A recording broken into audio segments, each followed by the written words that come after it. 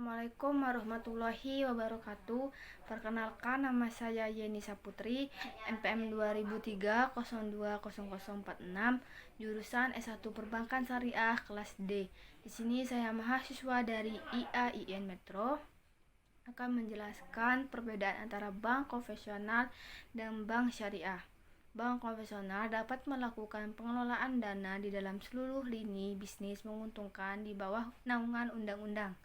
Sedangkan bank syariah menggunakan aturan Islam dalam mengelola uang nasabahnya. Bank syariah akan mengelola dana nasabah pada lini bisnis yang diizinkan oleh aturan Islam. Adapun perbedaan lainnya, yang pertama yaitu fungsi dan kegiatan bank. Dalam menjalankan kegiatan, bank konvensional berfungsi menyediakan jasa keuangan dan sebagai intermediasi.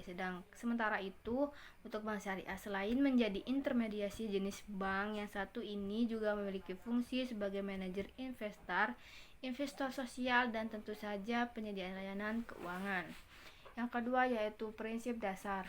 Pada kegiatan usaha pastinya ada prinsip dasar yang menjadi pegangan dalam menjalankan roda kegiatan. Begitu pula yang terjadi pada bank konvensional maupun bank syariah. Prinsip yang pertama yaitu menyangkut nilai. Bank konvensional berprinsip bebas nilai. Sedangkan bank syariah menjunjung prinsip syariah Islam yang menyatakan tidak ada pembebasan nilai. Prinsip kedua yaitu mengenai pandangan terhadap uang. Bank konvensional melihat uang sebagai komoditas, artinya uang dipandangkan sebagai barang yang dapat diperjualbelikan.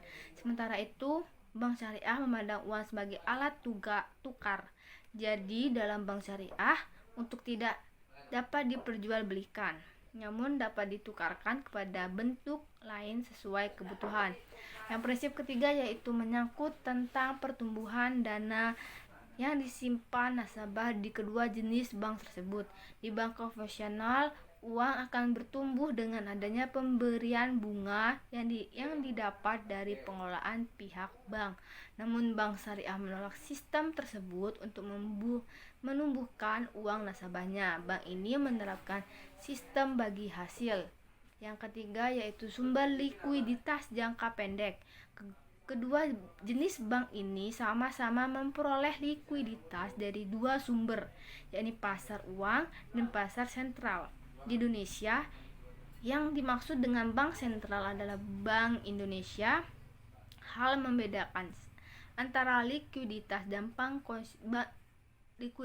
bank konvensional dengan bank syariah terletak di pasar uang. Likuiditas bank konvensional dari bank uang bebas didapatkan dari emiten mana saja.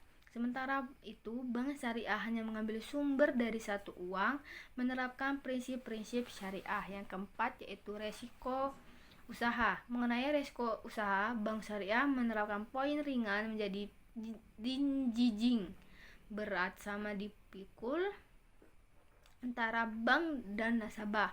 Hal ini membuat semua hal yang terjadi ditanggung secara bersama-sama, baik berupa keuntungan maupun kerugian. Sementara itu, pada bank konvensional biasa pihak bank tidak berurusan dengan resiko yang mungkin dihadapi nasabahnya. Pihak nasabah juga tidak perlu memikirkan resiko yang mungkin terjadi kepada bank, tepatnya melakukan transaksi keuangan ataupun penyimpanan dana. Yang kelima yaitu struktur pengawasan. Agar tidak melenceng dari tujuan dan fungsinya, setiap bank memiliki dewan pengawas dan tersusun dalam struktur organisasi lembaga tersebut.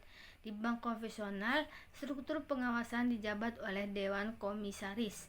Namun di bank syariah, Anda akan menemui struktur pengawasan yang lebih kompleks, mulai dari dewan komisaris, dewan pengawas syariah, hingga dewan syariah nasional. Produk pada bank syariah. Yang pertama yaitu tabungan syariah. Tabungan syariah terkait dengan adanya kesepakatan atau akad antara nasabah dan bank, yaitu akad mudharabah tentang simpanan yang pengelolaannya diberikan kepada bank dengan sistem hasil. Yang kedua yaitu deposito syariah. Deposito syariah adalah produk simpanan berjangka yang dikelola bank syariah. Produk ini bisa ditempatkan untuk nasabah perorangan dan perusahaan dengan menggunakan prinsip mudharabah. Yang ketiga yaitu gadai syariah. Gadai syariah yaitu produk pinjaman tunai dari bank syariah kepada nasabahnya. Khususnya dalam hal ini gadai syariah menggunakan akad rah atau ijarah. Sebagai syarat utama, nasabah wajib menyerahkan barang jaminan.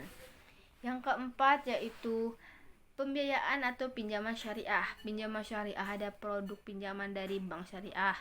Nasabah wajib melunasi utang tersebut dalam bentuk pembayaran langsung atau cicilan. Yang kelima yaitu giro syariah. Giro syariah adalah produk simpanan di bank syariah yang dana bisa ditarik dengan menggunakan cek atau bilet giro selain kartu ATM. Nasabah giro disebut juga dengan giran, bisa dari perorangan atau badan hukum yang membutuhkan kemudahan bertransaksi dalam jumlah yang sangat besar kapan saja. Mungkin itu saja yang bisa saya jelaskan.